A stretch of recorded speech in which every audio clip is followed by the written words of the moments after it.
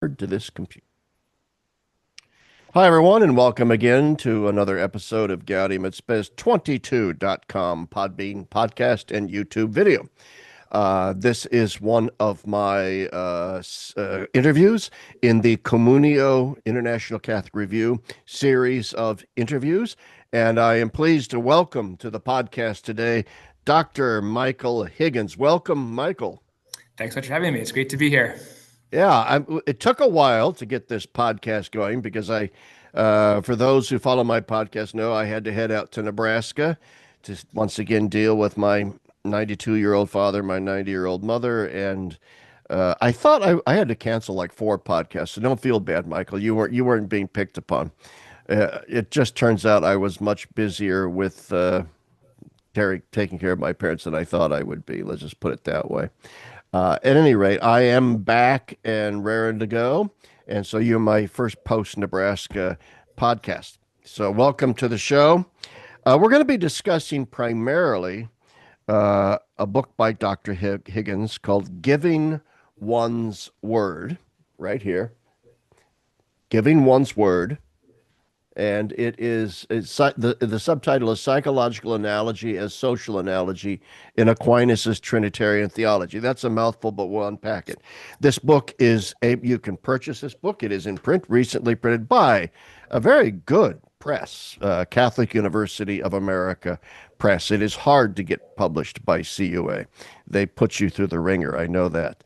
But anyway, Dr. Higgins is...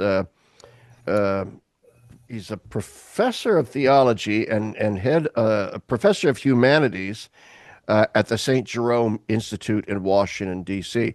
And before we get into your book, didn't I read that the St. Jerome Institute, which is a high school, didn't it just open up a branch in Northern Virginia somewhere?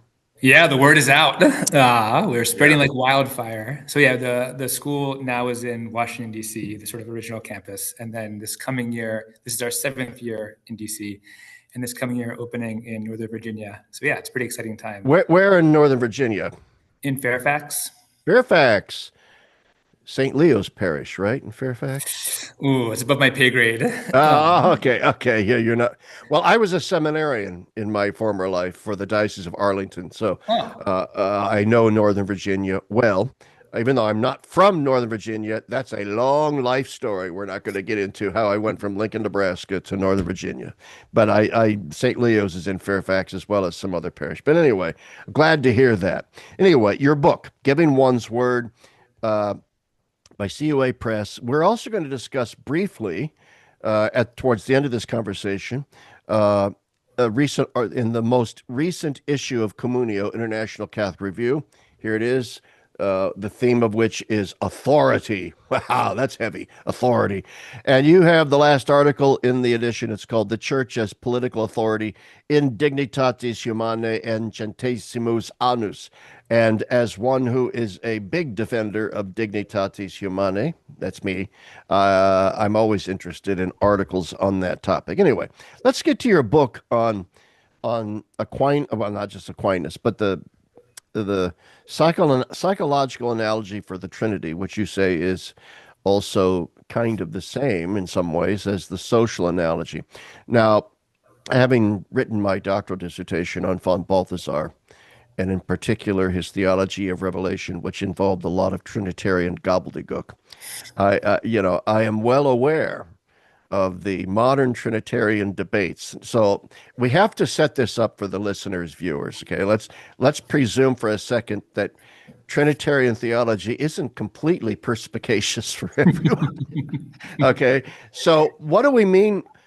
Why do we even need analogies for the Trinity? Why not just go the apophatic path of 3 and 1? Everything after that's anybody. So why do we even need analogies? And then what is the psychological analogy? What is the social analogy? What happened with regard to the state of modern Trinitarian theology that pit those two analogies for the Trinity allegedly against each other? So there's a lot to unpack here, Michael, so go for it. Perfect. Great. So just to start the why analogy question, I think the most straightforward answer is that the Trinity is God revealing himself to us, and he reveals himself to us so that we can be in communion with him, so we can actually receive him into our hearts and offer ourselves to him. And a deep part of that self-giving communion is knowing him. So it's not enough just sort of assent by one's will to this sort of bare proposition that, well, somehow God is three in one. God wants us, even in this life, to have some at least basic understanding of who he is, so that we can actually know him and love him as a fruit of that knowledge. So that's a very basic sense of why you would even go through the work of trying to identify analogies or think analogously about the Trinity, so that we can actually enter into communion with the God who showed himself to be triune. Yeah, yeah. I mean, Jesus uses Father, Son, and Spirit language. In the Great Commission, go and baptize all nations in the name of the Father, the Son, and the Holy Spirit, which is kind of a statement on Jesus' part as to who God is in his essence. I mean, obviously, Jesus isn't just tossing around willy-nilly metaphors for God that might seem interesting. I mean, there's something significant in Jesus' use of the tripartite formula, Father, Son, Spirit. So, yeah, we have to think about that. And there are other mysteries in the New Testament, the incarnation. So my point would be, yeah, the New Testament is rather underdetermined with regard to what is the Trinity, what is the incarnation. And so there almost seems part of Revelation, as Balthasar would say, that there's a veiling in the midst of the unveiling. And it's almost like God saying, come on, think about this, right? Yeah. So that when we do come to know him, it's not just us sort of,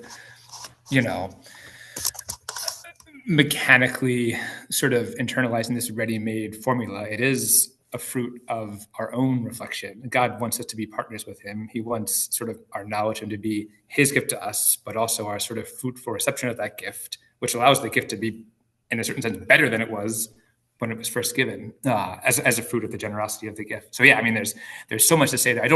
It's funny, I don't say any of this in the book. I sort of assume all of this in the background. Well, that's why I wanted to start with it, because you didn't deal with it in the book. And I was sitting here thinking, okay, I think everybody should buy this book. It's a great book. I read it cover to cover. Took me a while, a couple of weeks actually, because I was interrupted by taking care of parents. But nevertheless, it follows a line of argumentation. We'll get into it that I had never thought of before.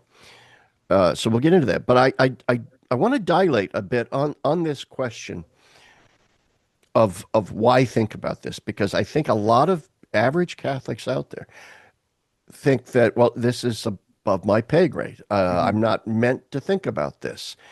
That's way, way, way too deep for me. In fact, I once saw a priest give a homily on Trinity Sunday in which he said, okay, Father, Son, Spirit, but one God. And then for those not viewing, he threw up his hands like, and everything else is just up for grabs. Whatever. And there's a certain apophaticism there that's almost borderline agnostic, which I don't think is very Catholic. So I do think that it's important for people like you, for me, for theologians to really communicate to people, why is it important for us to get the Trinity right? Right.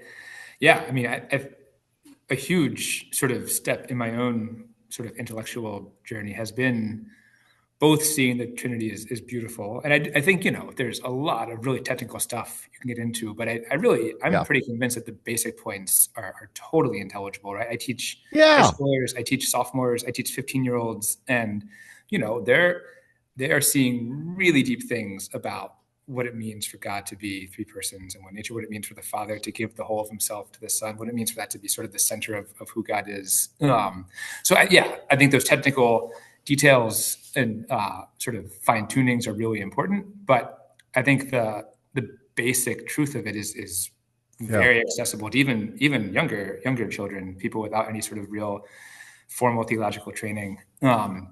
So seeing that was important, but then also seeing, this actually matters for everything. This changes how I think about my work, about my family, about my relationships, about breathing, about eating, about just everything gets sort of rethought in terms of this basic truth that the God who made all things is most fundamentally love. So just seeing the beauty of the truth itself, but then also seeing this just I mean, makes all of life so much richer and fuller and more meaningful and more beautiful. I mean, it was really sort of a, It's pretty seismic yeah. moment for me.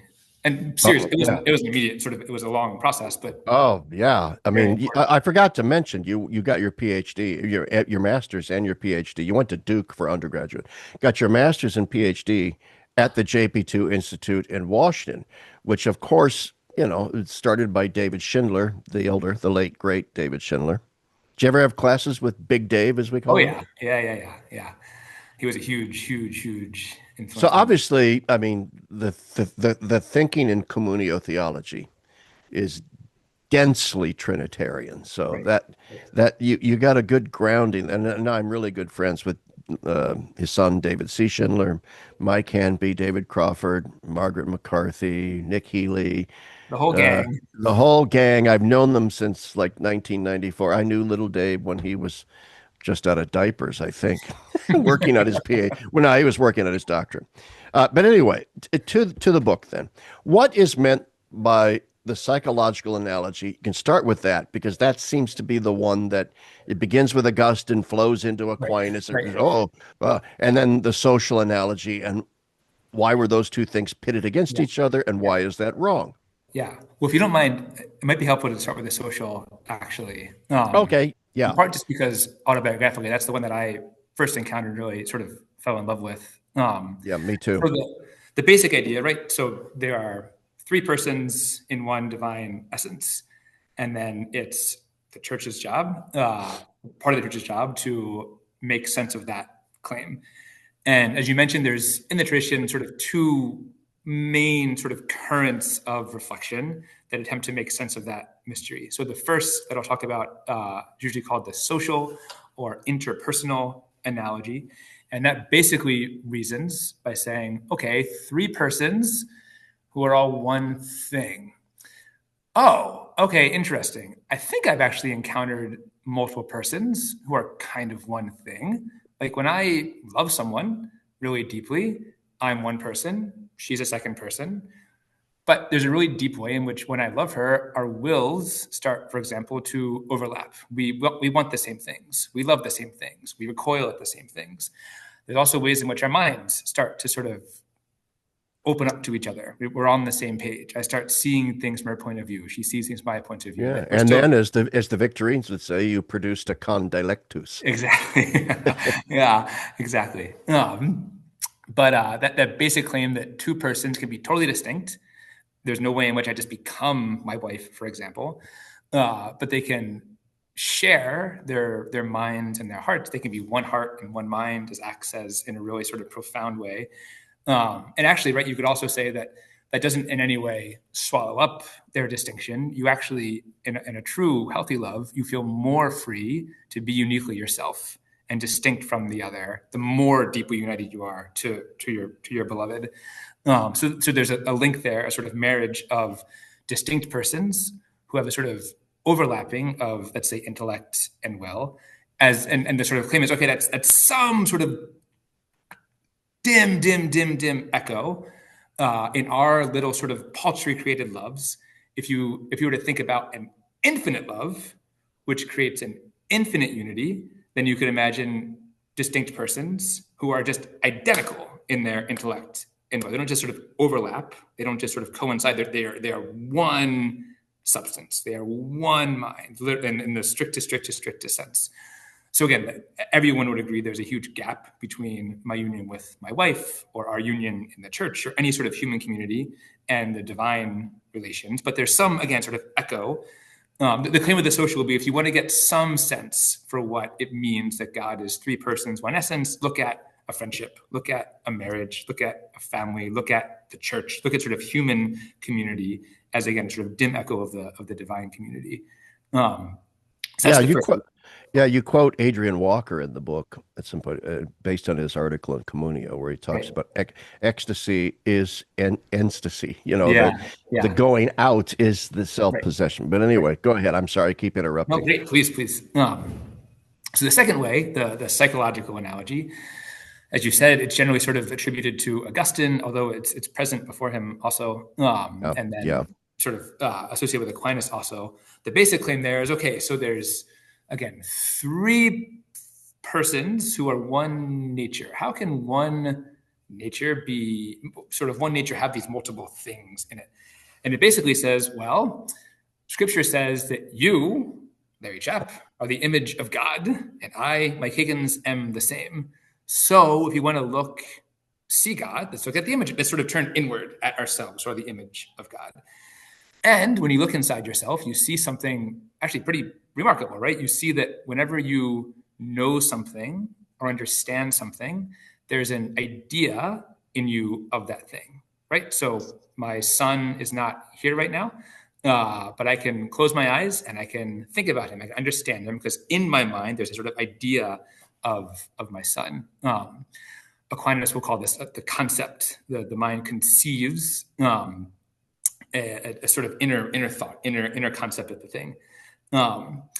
They also say, right, that when I speak audible words, like right now, what I'm doing is I'm giving expression to these inner concepts in my mind, which is why they're happy to call these inner concepts inner words, right? So whenever I speak these inner words that exist just spiritually in my mind, they take flesh in my vocal cords, and then they exist sort of in between us. But I've lost your sound. Oh, I don't know why. Still? Hang on a second. Hang on.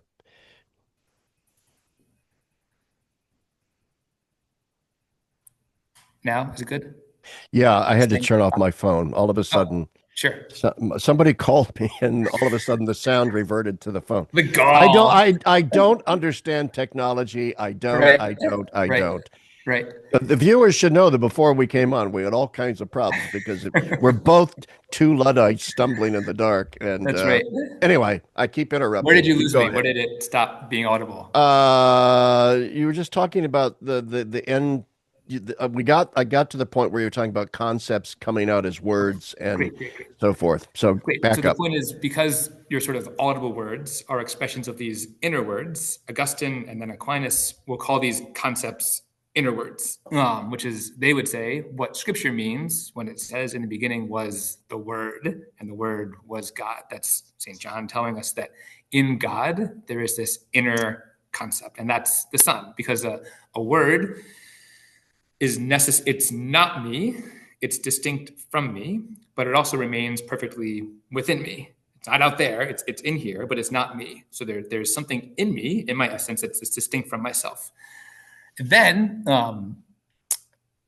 you also, if you look inward, notice that when you know something that's good and beautiful, you're drawn to it. You have this desire for it. So they would call this love. And that love pulls you towards the thing, but your love isn't this sort of like rope tied around you from the outside that tugs you. It's inside of it, it's pushing you forward from within. So again, inside your one soul, there's this concept, this word in which you know things, and there's this love that sort of draws you towards things that you know, but it's all within the soul. It's all within the self. And so again, there's sort of three things: me, my word, and my love, that are all within a single nature, within a single essence, my own essence. So again, those are sort of really, really quick sketches of these two ways of thinking about the Trinity. And recently, in the past 100 years or so, right, there's been some people who have argued there's a sort of complementarity. Or so Balthasar, for example, in Theologic 2 and 3, will say that, right, the psychological analogy does a great job securing the unity of the divine essence, but it kind of falters when it gets to the distinction of the persons, whereas interpersonal analogy does a great job of showing these persons are distinct, but it struggles a bit to get at the unity of their essence. So we sort of need both together to supply for the lack of each other. So there was some of that sort of complementarity language, but there was a lot of very sort of harsh opposition language. So basically, in the last second half of the 20th century or so, social analogy to the Trinity became crazy popular. Everyone did it ever? Oh my God! From Colin Gunton to Lacunga, everybody was in on the act. From Walter Casper to Balthasar. Ronner resisted, but I don't like Ronner anyway. So to hell with him.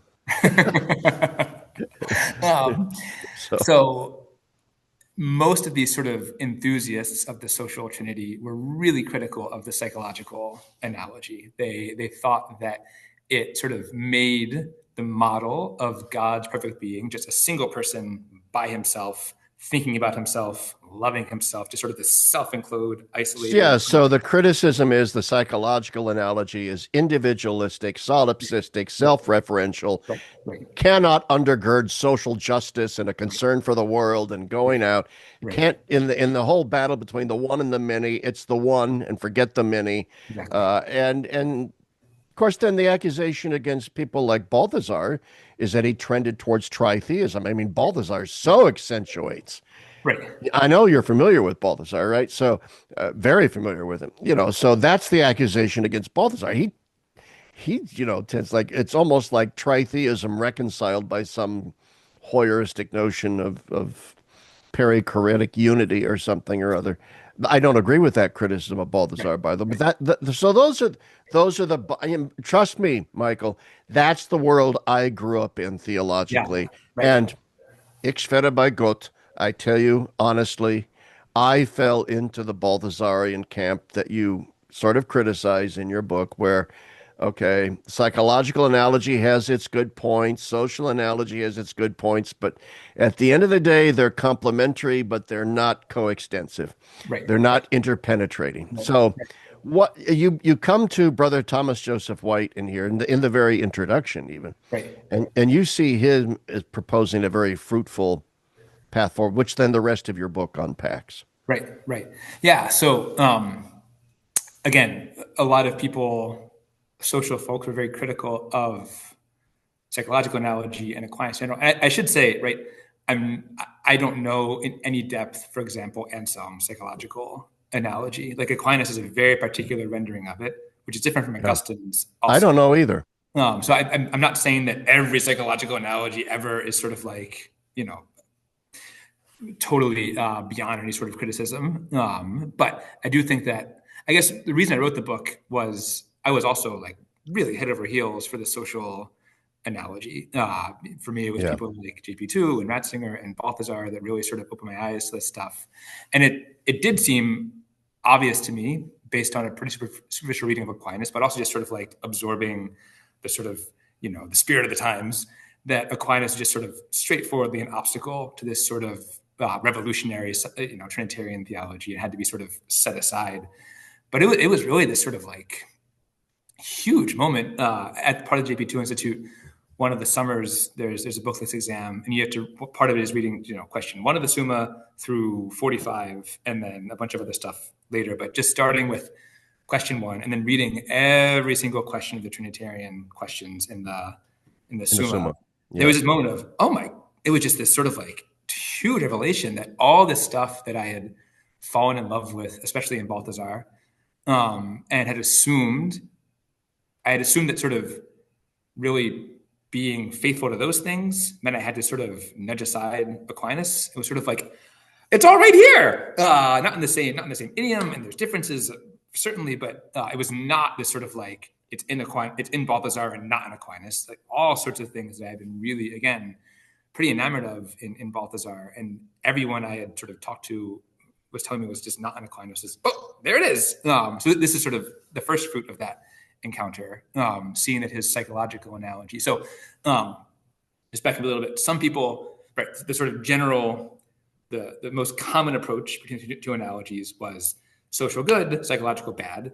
There were then some sort of traditional folks who pushed back and said, no, social bad, psychological good. But it was sort of okay, stop there, because somebody might be saying, well, who cares which analogy we follow?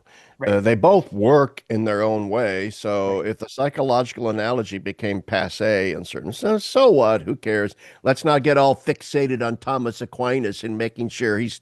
But that's a very bizarre way of thinking, because the fact is there are two strong but competing camps in modern day Catholic theology. And this is one of the things I loved about your book, and why this project of reconciling Thomas's psychological analogy with modern social analogy Trinitarianism is that it is a way of bridging Neo-Thomism and ressourcement theology. It fulfills Matt Levering's fever dream of a great consensus of the coming together of these things.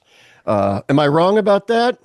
That's certainly the hope. I mean, yeah, I think that, like you said, my background is to institute, all the sort of figures I first fell in love with were very much sort of Communio school thinkers. And that totally informed my reading of Aquinas. And I do think right, the main goal of the book is just to read Aquinas on his own terms and find new things in Aquinas because they're beautiful. But I do hope a fruit of it will be to at least indirectly show that while there's certainly differences between Thomas and Balthasar, Thomas and Ratzinger, and those differences are real, a lot of areas where there's assumed to be sort of simple rupture between Balthasar and Aquinas, there's actually a lot more overlap than seems to be the case initially. So I don't actually dialogue that much directly with Balthasar in the book. There's points where I do. No, you don't. It shows up in the beginning more than in the middle.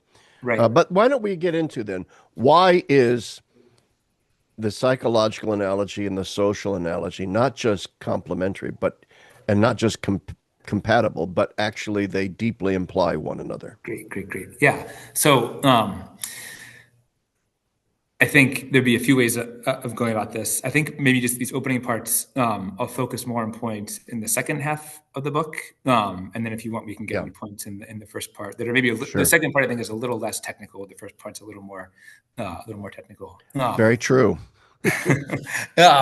So again, psychological analogy, what you claim is that just as in my mind, when I understand anything, a word comes forth from my mind, but remains within me.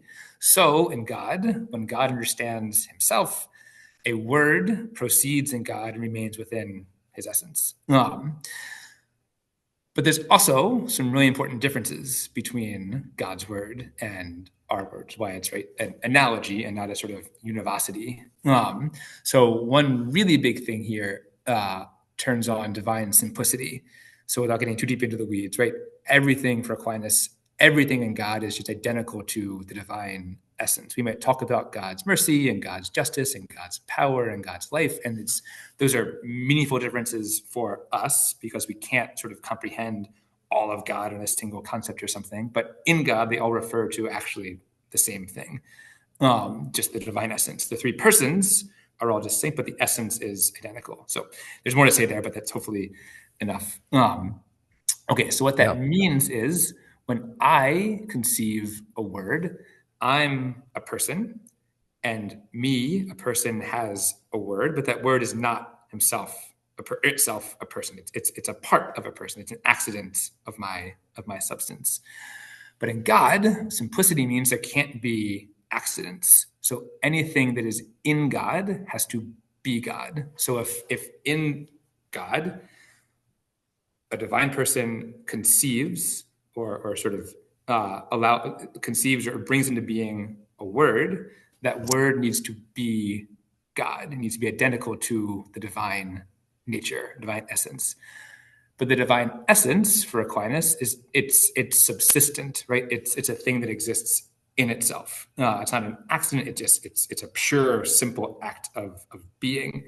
So the relations have to be subsistent too. Exactly. But even before there, God is also, right, perfectly intelligent and perfectly loving.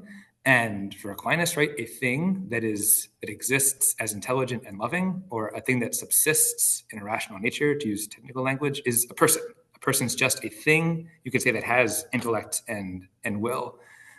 So if the divine word exists in God, he has to himself be a thing that has intellect and will. But what's great is that a word can never exist on its own, right? Words only ever exist in the minds of someone else, right? My idea of my son right now exists in my mind. If I go away, it goes away too, right? There is no word that's not being thought of or being understood by someone else. The more technical way to put this is Aquinas says that proceeding from another, so procession, going forth from another, belongs to the ratio of a word. It's part of its essence. There can't be a word that does not come forth from something or someone other than itself.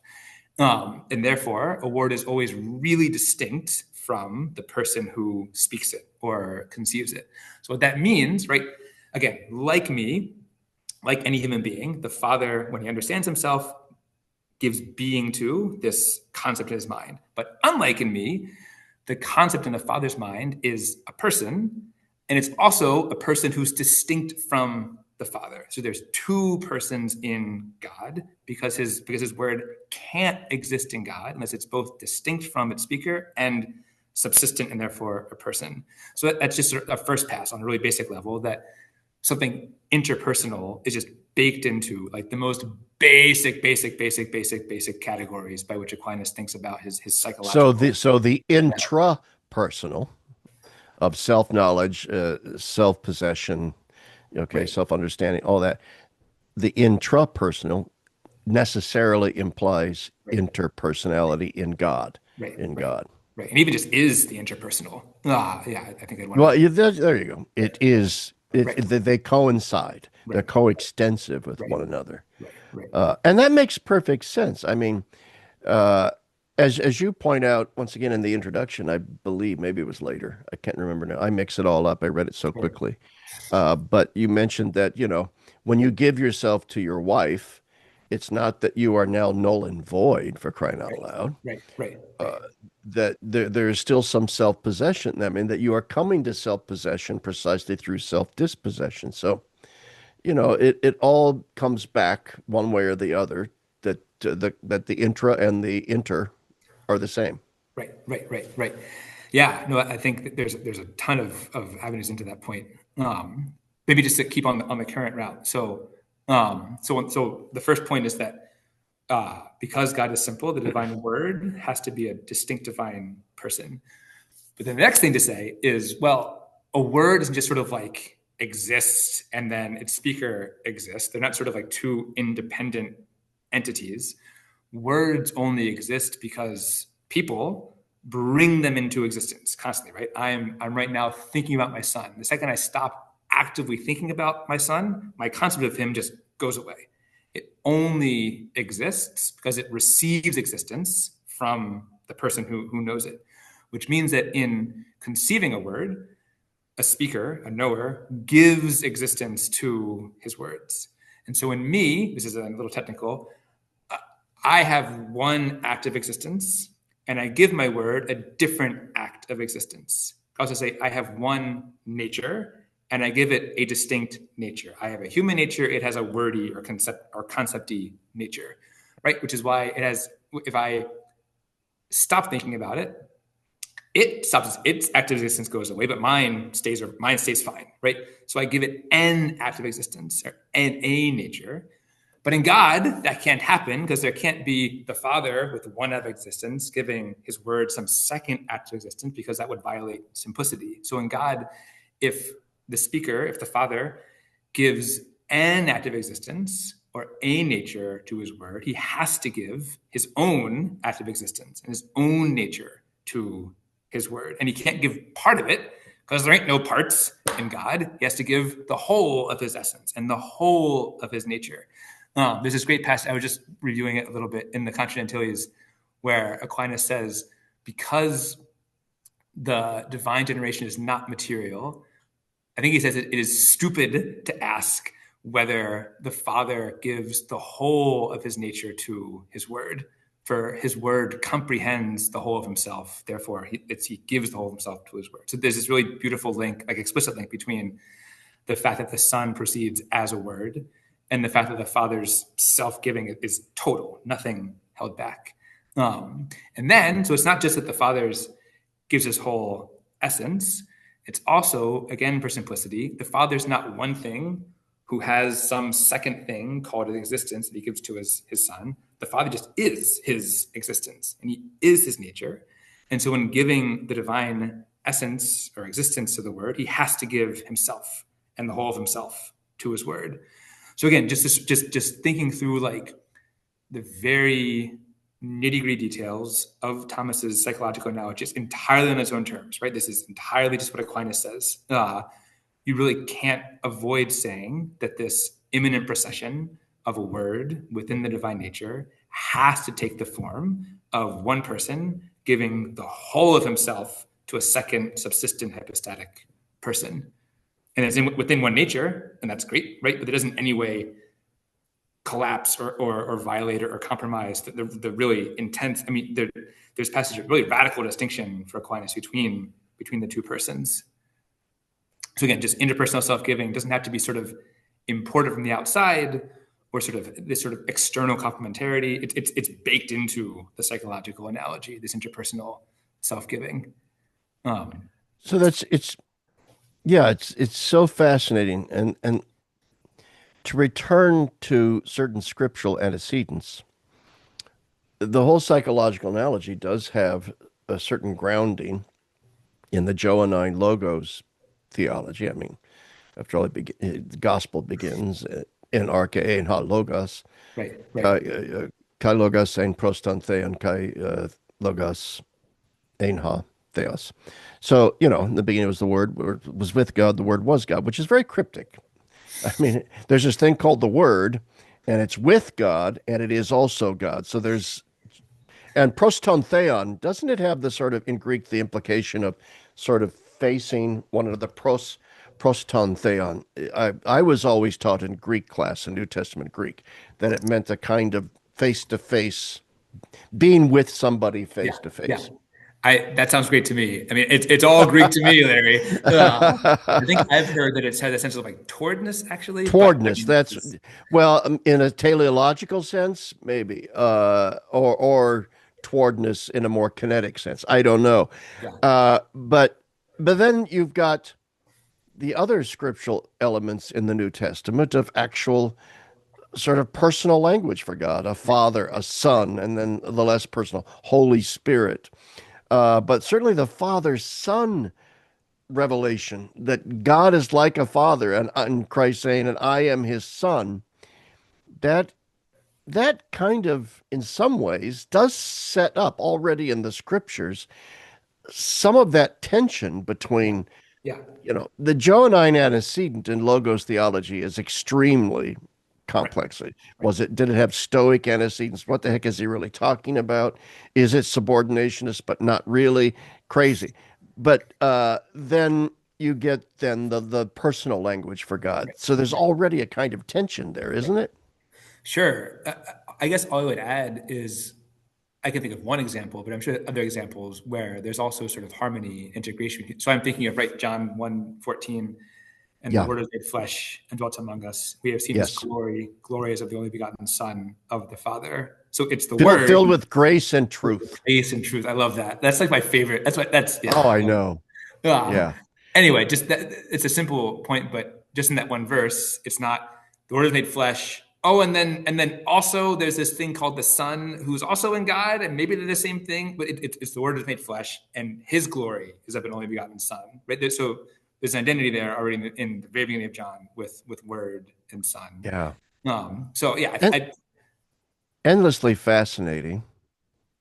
And anyway, I don't want to go there. I was going to talk about philosophical problems in Middle Platonism during the time of Augustine and so forth, with the one and the many, and the Plotinian direction is in definitely the direction of the one. And so you're going to have subordinationist tendencies amongst the Platonism of the Church Father, the Middle Platonism, especially of the Church Fathers. And they're going to have issues with the many. So there's going to be, I think there's going to be one more of an emphasis in the Church Fathers on the psychological analogy, simply because there is a greater sense of intra-unity. Now, the point to this is that you make a very, very good case, and you've convinced me. You've convinced this veteran Balthasarian that the psychological analogy is not opposed to the social analogy, but it runs throughout Aquinas and helps to explain and contextualize those statements from Aquinas that are simply dismissed by so many, where he talks about what would be called a social analogy. And some people say, well, that's anomalous, that's an outlier. His real thing is a psychological analogy. But Aquinas didn't have outliers too often. I mean, he was a deeply synthetic thinker. Now, I'm talking too much, but I'm trying to set something up here, and I'm sort of groping. after it, which is that I don't know. There's still something. Maybe it's just conditioning, but there's still a bird chirping inside my Balthasarian brain that says, nevertheless, there are different emphases between those who prefer the psychological analogy and those who prefer the social analogy. And it's a shame that they're viewed in opposition. And that's, I think, the value of your book. But I was wondering, maybe you could just comment on that. I mean, Yeah, I mean, I'm not. I mean, first of all, right, I would never claim that everything someone like Balthasar does is just pre-contained, ready-made in Aquinas or something. I think there's lots of things that Balthasar or Ratzinger or JP2 or any of these guys do that really don't have a precedent in Aquinas. I think they could be, in some cases, legitimate developments of Aquinas, sort of picking up on things, taking them further. Sometimes I think they're probably not. Sometimes, right? I think, obvious example, right? I don't see much in Aquinas to pave the way for like all of Balthasar's Holy Saturday stuff, which obviously sort of has a ground you've in the anticipated my next question. Okay. You know, Um, but go ahead. You keep going. so yeah, so again, I'm not. I think on a really basic level, right? I'm not insofar as in the background here is a sort of dialogue with Aquinas and Communio types. I'm not saying that Yeah. they're the same. I think at the very least, though, I'm saying that there's way more overlap than seems to be the case on a sort of first read and is generally acknowledged. And even when there are differences, those differences could at least sometimes be a matter of sort of faithful development of things that are present in seed in Aquinas, as opposed to sort of like mere ruptures with Aquinas. Even though, again, there are like points where I think there are just flat out breaks and differences, and I think that's also fine. Yeah. And yeah, so I think different emphases, like you said, I'm not opposed to saying that. I mean, I think part of what's at stake here is the very sort of notion of complementarity. I think, right, this is something that people have, but Yeah.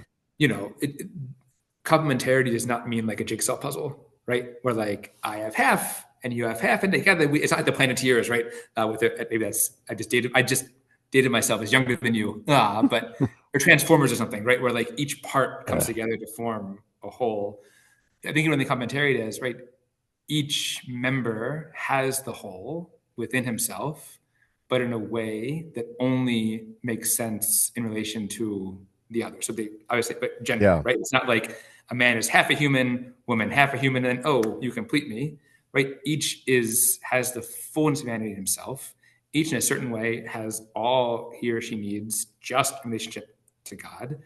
But that way of being human and that way of being union with God only fully makes sense in light of this other equally perfect, equally full way of being human. So I think just that I would want to push against the sense that, well, the psychological, for example, just has the unity, interpersonal just has the distinction, and together they have the whole. I think it's really important, at least for Aquinas, that the Yeah. psychological already has a really rich, really robust sense of distinction, even if in his way of presenting it, um, one can often get the impression that the emphasis on the unity, if you dig into it, distinction is sort of just as he's just as careful about distinction and just as concerned about distinction as about unity, even if again his formulations or his way of framing it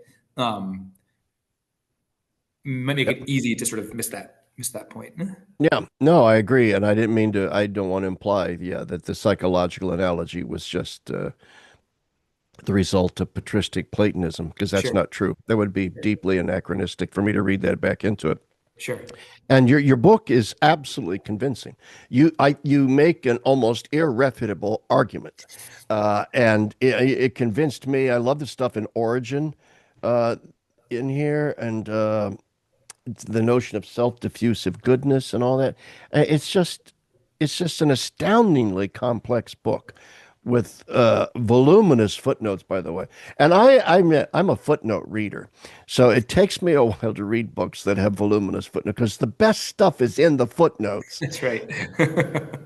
That's the most interesting stuff because that's when you allow yourself to go off trail A little and more say, daring. Yeah. that's right, and I say, wouldn't say this in the body, but why not? We'll yeah, give it a shot. this would be an interesting little side conversation that we need to have. Right. And so yeah, so really, really interesting footnotes, a great bibliography, and I think an absolutely needed argument being made that the conflict between the psychological and sociology is a false conflict. And we need to retrieve Aquinas with a full awareness of how deep and profound and complex his thought on the Trinity actually was. Yeah. Amen.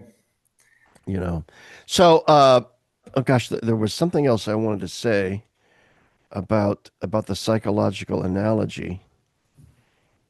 Oh, I just think too that one of the reasons why the psychological analogy fell into disfavor wasn't just that, according to some, incorrectly, that implied solipsism, individualism, self-referentiality, but also I read a lot of criticisms of the psychological analogy that it's impersonal, Mm-hmm. too intellectualist, too conceptual, too impersonal. Didn't and so the personalist school of Catholic philosophy was like rebelling against it.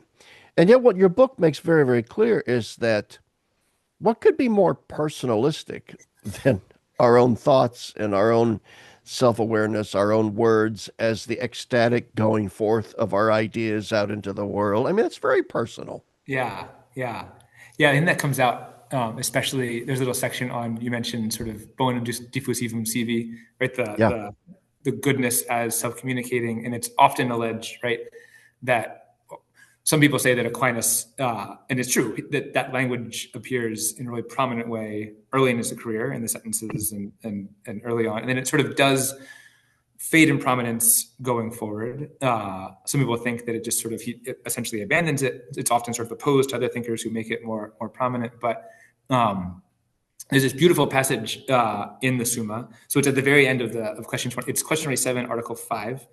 Where he's asking, are there more than two possessions in God? And there's an objection that says, well, so there's what by way of intellect, by way of will, but also goodness, right? I mean, goodness gracious, Yes. goodness gives itself. If anything gives itself, it will be That's right. goodness. It would be a third procession.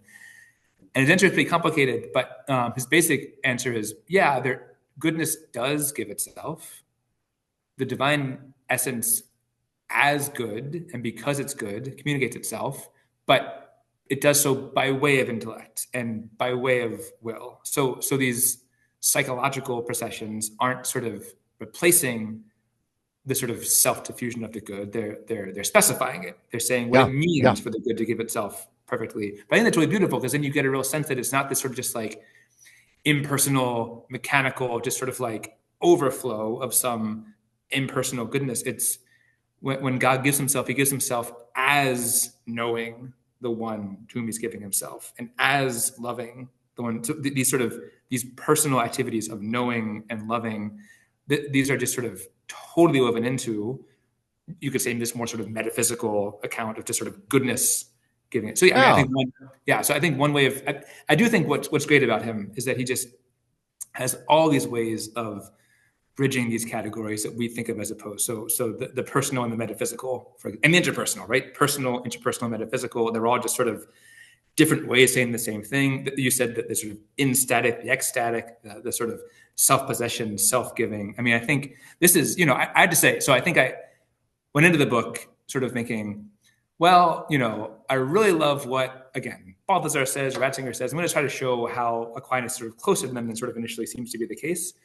But I really ended up falling in love with Aquinas just on his own terms for this reason exactly. I think he just has this amazing way of just synthesizing, especially sort of self-regard, self-reflection, self-possession, and just interpersonal self-giving. Can I give one example of that? It's a little bit involved, but is that okay if I Oh, go go ahead. a little bit nuts? So I think this comes out most with knowledge in God, actually. So we said before that this conception of a word is a matter of self-giving. But it's also an act of knowledge, obviously, right? The Father gives his being to this word in knowing himself. And so again, it's almost always read as sort of this is a matter of self-knowledge, and that's true. But Aquinas is also really clear that you can only ever know anything in the words or the concepts you conceive of them. So our concepts of things are what allow us to understand them, right? Right. Your dog can see you. He can know you in some way, but he can't understand you because there's no concept of you in his mind. Whereas I can understand you because I can form a concept of you. And in fact, I know you by knowing my concept of you. I close my eyes right now, I don't see you anymore, but in my mind, there's a concept. In sort of understanding that concept, I'm actually understanding you. So these concepts are sort of like transparent windows to the things that they're images of. But Aquinas is really clear that you can't know the thing without knowing your concept of the thing, that knowledge always runs through concept. So if I were to say, well, I want to know Larry Chapp, I don't want to know my concept of Larry Chapp, it would be like saying, I want to see Larry Chapp right now, but I don't want to look at my computer screen. I want some sort of just unmediated Larry Chapp. So I'll look over here, and guess what? I lose Larry Chapp, right? I only have you. I wouldn't advise getting to know me too much. Well, I'll go as deep as you want me to go into the Larry Chapp world. But yeah, I mean, the conversion to the phantasm, or the whole Thomistic epistemology, which needs retrieval, especially I think his faculty psychology needs retrieval. What has come to be known as his faculty psychology. Okay, so there's, and the Summa itself, in terms of its overarching structure, has a kind of exitus reditus.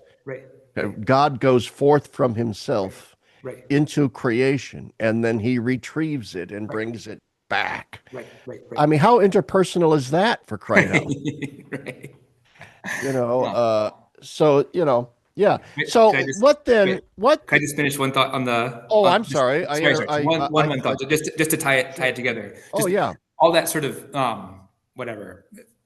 Again, those can seem like pretty technical, arcane details of sort of knowledge, but it's important because again, knowledge is in a word, but in God, the word in whom knowledge happens is a person. So just like I can only know you, can only see you by seeing the computer screen right now, the Father can only understand himself in understanding his word. If his self-knowledge were sort of circumvent the word, he would cease knowing at all. And so his self-knowledge has to run through this other person. He can't know himself unless he knows himself in someone else. But what's great is that because this someone else whom he knows himself, in whom he knows himself, is just his word of himself, he also can't know that person without knowing himself, right? It's not sort of like, well, first I'll understand my concept of my dog, and then I understand my dog. It's one act where you know your word and you know the thing in one just sort of seamless, integrated act. So in the same way, right, the Father knows himself in knowing his word, but in knowing his word, he just automatically knows himself. So I think what's amazing, and the same thing with love, we can get into that if you want to with the Holy Spirit, that it's all the same sort of dynamic there. But I do think what's really beautiful about this, and something I've really not seen anywhere else, is this really wonderful way of, again, integrating self-knowledge and interpersonal knowledge in this case, that you only know yourself in knowing another, and you can't know another without thereby knowing yourself. You either have yourself in another, or you have neither yourself nor the other, right? The sort of this self-possession and sort of communion stand or fall together entirely. And I think he's just I mean, and I think too the beauty of the psychological analogy in terms of it incorporates the social analogy in itself, in its essence, and what it is. But in so doing, there is a sobriety in the psychological analogy that puts certain bumpers up, in the sense that, I mean, the social analogy, as Balthasar in his critique of the Victorines says, when the Victorines say, okay, the Father and the Son need a condilectus, this common object of love, that's the Spirit. Balthasar says, well, what's the limiting factor here? Why can't you have 2, 3, 4, 5 condilecti? All right. Whereas there is this kind of tripartite structure to the mind, okay, that in a sense channels the social analogy properly.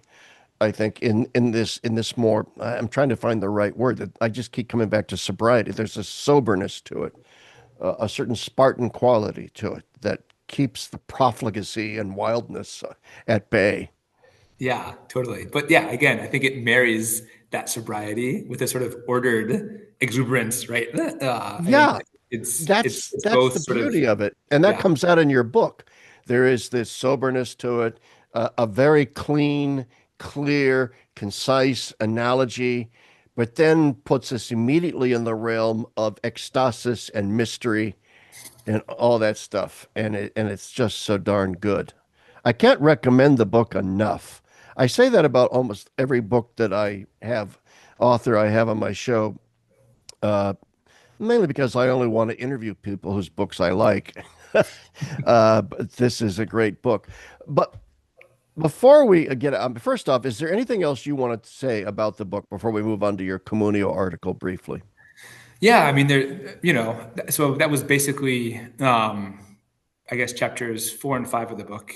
We sort of Yeah, talked. I mean, anything else you want to talk, we could talk about. I mean, that the Holy Spirit is obviously very important as love. All that stuff about sort of the sort of character of the distinction that this psychological analogy allows for. It's often read as sort of minimizing the distinction, but yeah. there's all sorts of things Aquinas says that suggest there is a really, really, you could say, robust, intense, radical distinction. There's um, lots of imagery he uses of sort of suggesting that the divine persons who are totally in each other are also in some ways outside of each other. So there's this sort of synthesis again of ecstasy, of sort of dwelling in another, but also standing outside. So yeah, any of that we can. But Oh, again, yeah. if there's enough that we can go to Communio, whatever. I leave it in But your. that's why I want people to get the book because there's a richness that I just can't cover in an hour and 15-minute long interview. And that's why I wanted to focus on the kind of rapprochement Yeah, between ressourcement and sort of scholastic or neo-Thomistic sort of thinking. Because yeah. I'm with Matt Levering on this, and to a certain extent, Thomas Joseph White. Those two camps need to talk to each other more. And I wanted to focus on that aspect of the book because I think it. I mean, as you see in I mean, it's blurbed on the back by Matt Levering and David C. Schindler, Right. and they both say the same thing. Wow, I never thought of that before, and this is good. Yeah.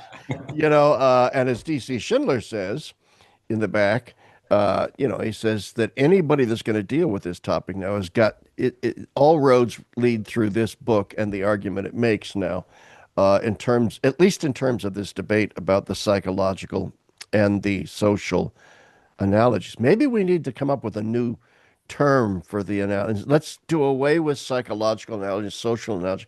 Maybe come up with a new name for it that combines both of those.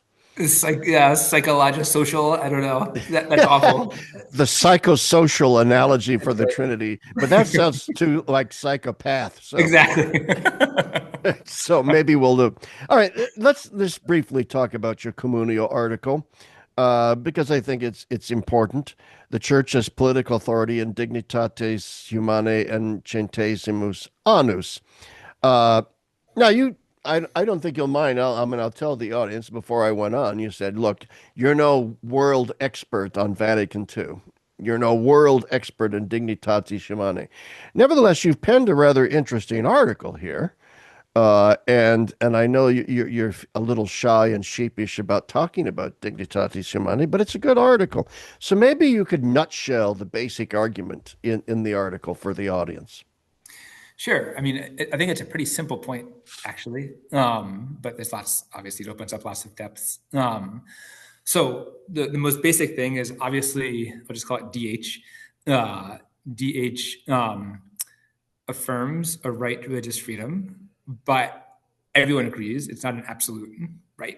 Right. I mean, Right. I might have some sort of overwhelmingly sincere, intense conviction that God is commanding me to sacrifice you on an altar right now. DH is very clear. The state can say, sorry, I don't care how sincere your conviction is, that's not a legitimate expression of religious freedom. The state can pass laws to prevent me from exercising what I sincerely believe to my religious obligations, even if my conscience sort of is telling me that this is sort of that the state can still say, sorry, that's just not public order, demands that your right to religious freedom be curbed in this instance. So Right. Again, what everyone agrees on is, as I understand, everyone I've read agrees that the document affirms a real right and a really important right to religious freedom, but it's not absolute. The state has a job both to ensure the right, but also to limit the right and limit the exercise of the right, I guess you would say. And the obvious question is, well, how does the state know when to intervene and when to Right. not intervene? And DH is pretty clear. It uses a few different formulations, but it talks about sort of public order being a criteria. And it says, I forget the exact language, but something like legislation crafted in harmony with the objective moral law or something like that. But it uses this language of the moral law, objective morality as sort of a criteria for laws by which religious freedom would be regulated. So then the obvious question is, well, what's that? How do you know the objective moral order? And right, obviously, any Catholic would say there is natural reason can discover the objective moral order. But it also seems pretty clear that when natural reason is capable, in principle, of discovering the moral order, right? It's like Aquinas says, right? There are truths about God that reason can know, but reason itself will be known only by a few, only after lots of time and effort, and probably with lots of errors. So, right, a sort of virtuous pagan could, in principle, like reflect very deeply on his experience and come to all sorts of truths about the objective moral order, but he's probably going to miss some of it. He's probably going to say some wrong stuff in the midst of that. So, if we actually want to have sort of sure access to the moral order, there's only one place we can go, and that's the church. And actually, DH is really explicit about this. It talks about how at the very end of the document, I think it's number 22, but I could get that think wrong. so. I think it is 22. It talks about how the church's role is to, the exact language I'm forgetting, but something like proclaim the truth of Christ and also the sort of the truths of the moral order or something. Again, I didn't actually look at the article before our conversation, so it's a little bit fuzzy in my mind, but there's some explicit claim that the church's job to proclaim the moral order.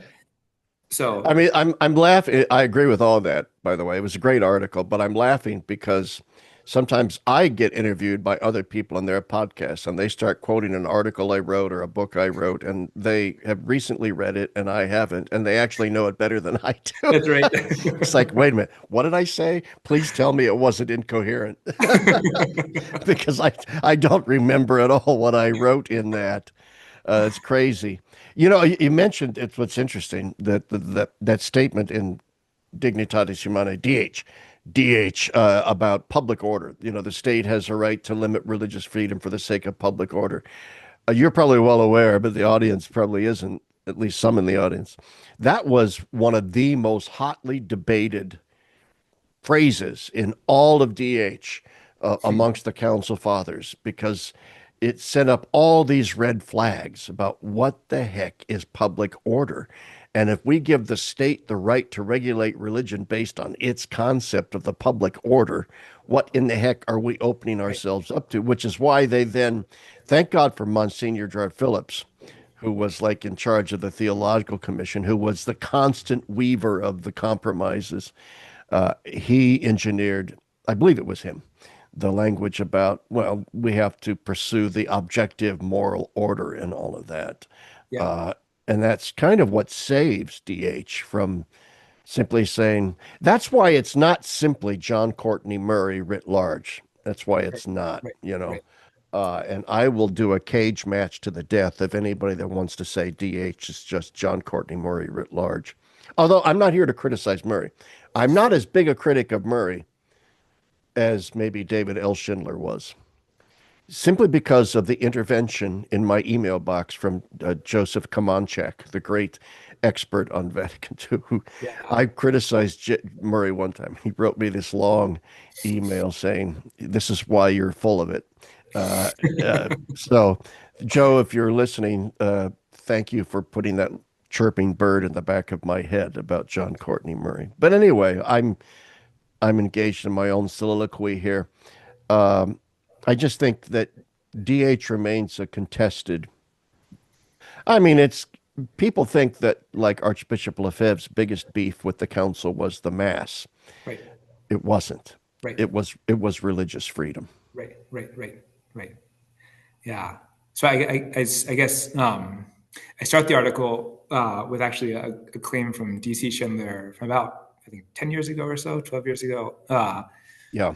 where he claims that a way of sort of preserving a distinction in church and state without sort of separating them is he posted, Pope Gelasius, this idea of the authority of the church and the power of the state. I know that in this issue of Communio, there's more from him on authority and power, but his basic claim is that it's not the church's job to like figure out what tax rates should be in Ohio today Yeah. or something like that. It's not the church's job to legislate or to sort of directly govern in the political sphere. The church's job is to just proclaim the truth. So an obvious example would be that the church's job is to proclaim the truth about marriage.